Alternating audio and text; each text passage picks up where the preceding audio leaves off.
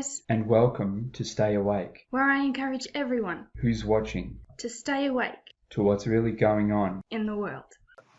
Welcome to part 2 into our series about Marilyn Monroe. If you haven't seen part 1, which talks about some secrets of Marilyn's life, please click the link in the description below.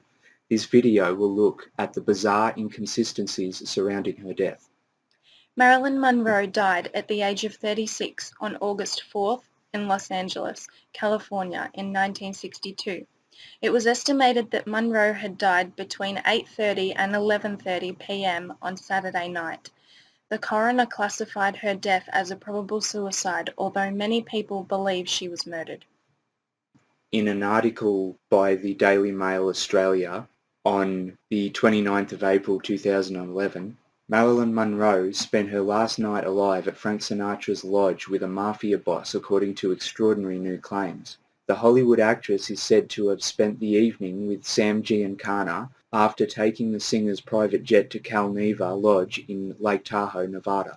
There, the gangster with whom she was allegedly in love apparently tried to persuade her not to go public about her affair with President John F. Kennedy. She flew home to LA early the following morning and was found dead that night. Later, a coroner ruled that the death was a probable suicide. The claims are the first time that any mention has been made of such a trip in the days before Monroe died in 1962. If true, they would rewrite the final act in the actress's life and raise fresh questions about her death. The disclosure was made by George Masters, Monroe's hair and makeup stylist, in recordings he made a month before his death in 1998. The cassette tapes were found by his nephew, Jeff Platz, and have now been made public. In a frail voice, Mr. Masters can be heard on the recordings saying, "The night before she died, the last time I saw her was in Lake Tahoe at the Cal Neva Lodge. She was there with Sam Giancana, who was the head of the mafia." Monroe and Mr. Masters apparently flew back to LA, where he dropped her off at her home around 9 a.m. on Sunday, August 5th, 1962. It has been documented that Monroe was at Sinatra's lodge 2 weekends before her death, but now it appears that she was called back for a one-to-one chat with Giancana, a friend of Sinatra. Mr. Platz, 60, a sales consultant from California, said, "What if this trip George talks about was a last-ditch effort to get her to agree not to talk about the Kennedys? What if Sam Giancana said, 'Look, Frank, you didn't get it done. She'll listen to me. Let's bring her back again so I can have a shot at it.'" George specifically told me that Marilyn spent the evening with Sam Giancana. The only other person he mentioned that was there was singer Buddy Greco. No Frank Sinatra, no Dean Martin. George also said that the person she was really in love with at that moment was Sam Giancana. Following Monroe's death, a host of conspiracy theories emerged, but on the tapes, Masters is clear about the reason why she died. It was because of the Kennedys. "I really think the FBI did it," he says. Masters also appears to confirm the theory that Monroe was moved around before she died. "Did you know she was pronounced dead? Then they brought her back to the house. She was still alive, and they took her back to the hospital and brought her back home." And it has been said that sometime before midnight, a dark Mercedes supposedly sped east on Olympic Boulevard in Beverly Hills, and Officer Lynn Franklin chased the speeding vehicle. In the car was Bobby Kennedy, Peter Lawford, and Marilyn's psychiatrist Ralph Greason.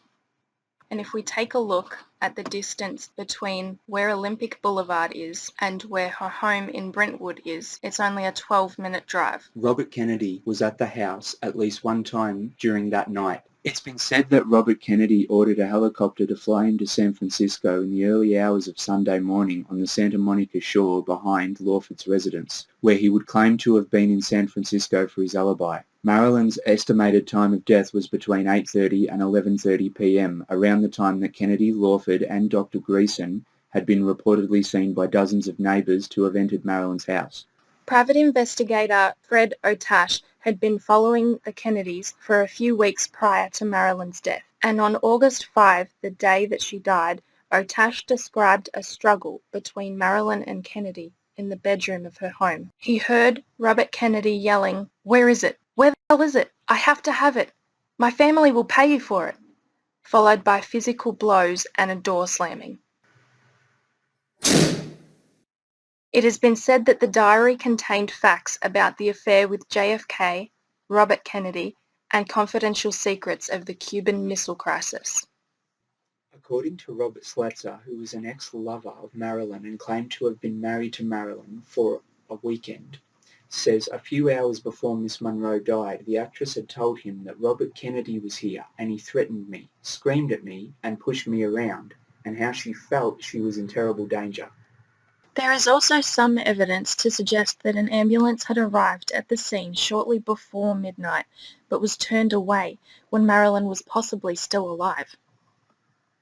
In an article written by the Daily Mail UK, it says, "It was a murder allegedly witnessed by ambulance attendant James C. Hall, who arrived at the film star's home and saw Marilyn's psychiatrist, Dr. Greason, inject Marilyn directly into her heart with undiluted pentobarbital, breaking a rib with a needle."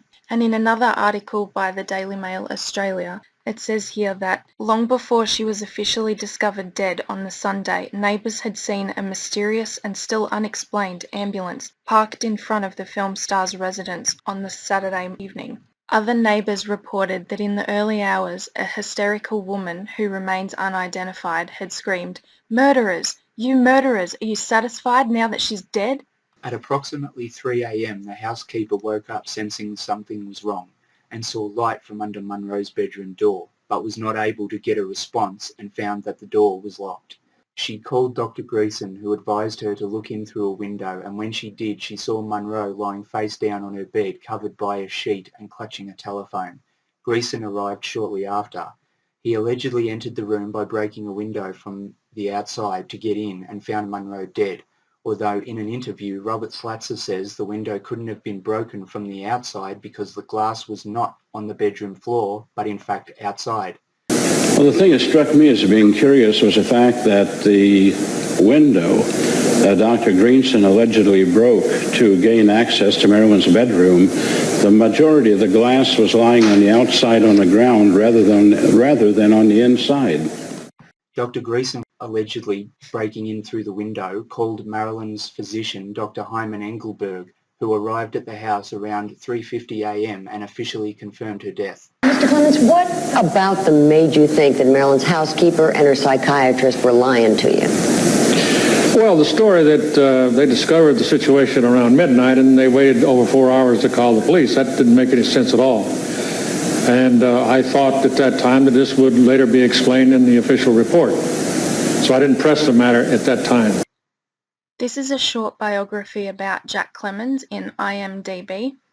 It says that he was a Los Angeles Police Sergeant, Jack Clemens, and he's famous for being the first officer officially on the scene at the death of Marilyn Monroe. And it also says here that Eunice Murray, the maid, was doing laundry at 4:45 in the morning. It's before dawn, and you arrive to investigate a death, and the washing machine is going. I mean, isn't that suspicious? Yes, it is. However, as I related, the entire house was very neat, the part I saw of it. Everything had been picked up, nothing out of place. And I attributed all of this, and also the laundry equipment being in operation, to the fact that as I thought at that time that these people were very much concerned with public appearances, because 50 or 100 people were going to come in and out this house. She was very prominent, and a lot of publicity was going to be generated. So from a public relations point of view. That's right, yeah. What do you make of it now? Well, after I got into an unofficial investigation and was in it for a while, it became apparent to me that what was actually happening was evidence was being destroyed. So how could this be? Let's take a look. There are a few errors with this claim, and the first is that there is nothing in the police report. While housekeeper Eunice is described as vague and possibly evasive, there is no mention of laundry. And another major point that was recently made by Gary is that Marilyn most likely did not own a washer or dryer. There is no mention of one in the inventory of her home, as well as no actual laundry room in the floor plan. So this is the floor plan of her home here, and you can see that there's a living room, bedroom, bathroom, but there's no laundry area. Joining us now is Jim Baker. He is an expert on Marilyn Monroe. We can't say absolutely for sure what has happened here, but there are an enormous number of mysteries that persist. So what specifically happened the night she died? What do we know? She was living in a house that she had probably bought about 6 months before in Brentwood, California. She was living with a live-in housekeeper named Eunice Marie. Eunice said that around midnight of that night, she went into the hall and she saw a light under Marilyn's door, got concerned about that, knocked on the door, got no answer, called her psychotherapist. The psychotherapist came over, broke the window to her bedroom, got into the bedroom, found her dead on the floor, on the bed, with the phone in her hand.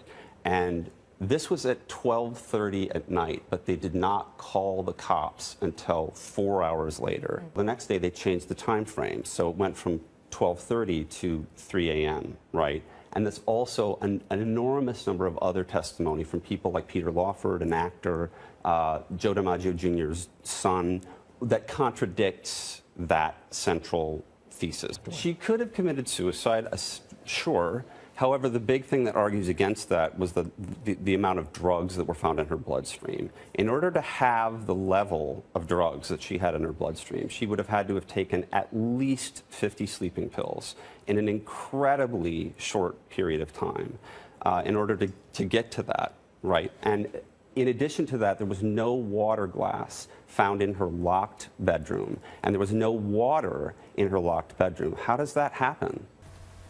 In a video entitled Marilyn Monroe, The Real Truth, it states that allegedly when Deborah Gould asked her ex-husband Peter Lawford how Marilyn had died, he told her that Marilyn took her last big enema. And then, in an autopsy of Marilyn Monroe, there was no evidence found on her body to indicate she had been given any form of injection to administer a drug. And it was shown that there was congestion on her colon as well as purple discoloration, which could be caused after receiving an enema. If Marilyn had swallowed as many pills as was to be believed by the amount of empty bottles found in her room, there would have been a form of yellow dye found in her digestive tract, especially if she had taken the pills on an empty stomach, but there was none at all, meaning it was deemed impossible for Marilyn to have swallowed that many pills. In fact, the drug amount found in her bloodstream was several times over a lethal limit, which equals roughly 52 to 89 pills, which would have been taken one after the other. No evidence of this was found. But to have the drug administered through an enema could achieve the quick and large amount of drugs that were found in her system, as suggested by Peter Lawford. Alan Abbott and Ron Haste were the two drivers of the vehicle to take Marilyn's body to the mortuary. Abbott revealed they had been shocked by the state of the starlet, who bared almost no resemblance to her stunning on-screen persona. Abbott and Haste later stated that the body looked unrecognisable, with false teeth, false breasts. Her face had been marred by purple blotches, as well as her hair having prominent dark roots and a bloated, swollen neck. Marilyn, who was born Norma Jean Mortensen, had a history of mental illness and several suicide attempts throughout her life. Marilyn's mother, Gladys, who had always been unstable, had a breakdown when Marilyn was only 7 years old and was placed in hospital, having a diagnosis of paranoid schizophrenia, and basically stayed in treatment for the rest of her life. Because of this, Marilyn had 12 sets of foster parents, and she was once quoted in her last interview as saying that she was never used to being happy, so it wasn't something she ever took for granted. Science journalist Claudia Kalb said, "What is clear is that Marilyn Monroe suffered severe mental distress. Her symptoms included a feeling of emptiness, a split or confused identity, extreme emotional volatility, unstable relationships, and an impulsivity that drove her to drug addiction and suicide. All textbook characteristics of a condition called borderline personality disorder."